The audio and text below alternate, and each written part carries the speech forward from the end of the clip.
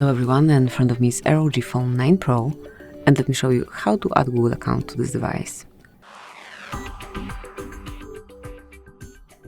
At first, open the settings, then find and select passwords and accounts, and under personal, mark Add account. Now obviously select Google as we want to add a Google account. Make sure that you are connected to Wi-Fi, provide your pattern, and enter your email address or phone number, whatever is connected with your account. And mark Next.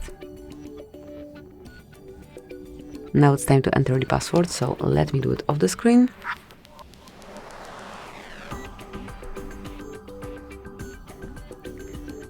And as only the password is entered, mark Next.